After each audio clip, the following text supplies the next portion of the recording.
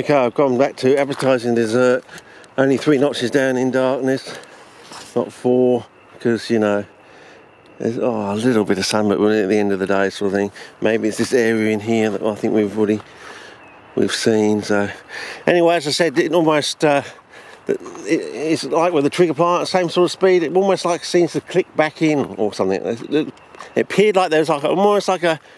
Maybe it was just appearances, but it just seemed like it almost like clicked back into something. So it had the same sort of speed as the trigger part there, the column with the anthers resetting itself sort of thing. Same speed as that. And then sort of, as I said, it seemed to, how come I can't get through there? Didn't we just used to walk right through there? Maybe this is the area. I don't know, something really weird here going on here. Or does it just look smaller now? I don't know. Okay. Enough gas bagging. I think we've done our dash for the day. I want to go home and have a nice coffee and bite to eat. So, yeah, things are starting to... If you don't get some more water soon, that's not going to make it, is it? That one there. Oh, sorry. I pressed something. Slipped. Yeah. What we need to do is hybridise the glide with something else that's more colourful and bigger. Yeah, or, you know, do a number of crosses. First, like something with a pygmy or something. Get it up to larger than the 50-cent piece size with a bit of colour, a bit of longevity, ability to produce gemmy, hopefully, and then start crossing it out from there with other stuff. I don't know. Cross it with a banana if you could. That'd be amazing if you could start crossing it with. I don't know. Some of those South Americans all sort of have a similar. They're sort of patterns to them, so maybe they're easy to hybridise with those. I don't know. Oh well, it's almost time to say goodbye and farewell for another season. Almost. Whether we're going to get down to Mount Compass this year, I don't know. Petrol money's getting a bit low. You know, it all helps, fellas. But if you want to get my mood up, you know, send me some common seed. It's not really just, you know, all the different forms of Capensis. You know, I haven't grown different forms of Capensis for years. You know, I'd love to play around with the red one to find out why it's so hard to grow. So if you've got red Capensis, wide leaf, extra wide leaf, you know, anything like that. You know, and same with all the various, I don't know. We'll see how we go. I'll give the soil bacon a good run for its money and see what happens. But,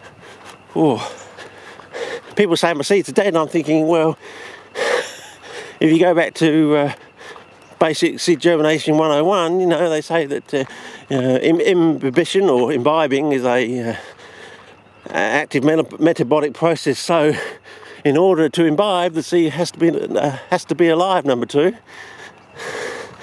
Going from the imbibed state to the actual germination state, well, that's probably a little bit harder, but what it does say is if the seeds are imbibing, they're not dead, they're alive. It's just there's some problem getting them to go to that next step. You know, Rossi reckons you've got to keep them wetter than you think you've got to keep them wet. Well, it's news to me, but giving it a jolly, well, it's certainly wet enough in my little containers anyway, so, at the moment, so we'll see. Anyway, I'll try the soil bacon with lawn clippings, and then I'll try a soil bacon with peas on earth, and see how we go. We never know if we get germination in either 2 out of the 3 or only 1 out of the 3. It will certainly head us in a completely new and untold direction, I would say. And out of peat, hopefully, and out of peat forever, because you know, I think we've been railroaded with this peat idea. I don't know whether we've actually been having real peat for, you know, some time since the late 70s or something. It's all, I think it's been a mixture, you know, an off mixture or something. You know, people have been mixing it off with various things. Probably started off with, you know, various things, and they went to coir because it was so cheap or something, and started adding more and more coir. As I said, I think the story's more like, you know, now we've got to actually sell coir because we're importing so much, someone's going to twig, you know. So now it's going, oh, coir, it's better than peat sort of thing. So you buy your coir, you find out it's not as good as peats, and then you're scrounging. And of course, then because everyone's gone over to the coir, the price of peat now, peat has become scarcer, and of course the price is going up. And whether they're still mixing it off with coir and other stuff, I don't know. So you know, not only is the price going up, it's still getting as bad as ever. And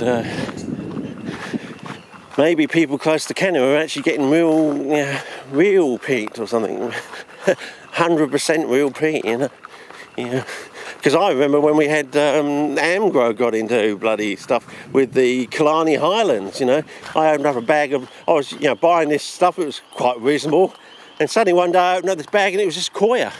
It wasn't even, you know, it's supposed to be sphagnum peat moss from the Killarney Highlands of New South Wales, and so that immediately got me to send off a letter to the, what was it, Goods and Services or whatever it is, place, because you know they were misconstruing, you know, an area of Australia. You know, they're saying, you know, this is from this thing, and they're basically saying people are going to think, you know, our Killarney peat moss from the Southern Highlands is crap because it's not actually the Killarney peatlands from the Southern Highlands. It was just coir, just bloody plain coir. So yeah. That was around the new millennium. That's 15 years ago. I don't know what they've been doing since, but then we've had all this bloody, you know, seaweed extract stuff that's been going on for years. You know, the number of bottles you see at these supermarkets and places, you know, you got to think, well, you know, they talk about it harvesting from some little island somewhere in Bass Strait or something. And I think, oh yes, no one can ever get there to go and see it. You need a bloody permit to go and see it. It's sort of like, it's an on-water matter sort of thing. And then, yeah, this is my rant for the day, I think, fellas. So you can never get to see the thing. It's going to cost you an arm and a leg if you do. Probably cause an international incident if you do try to go to see this stuff, you know.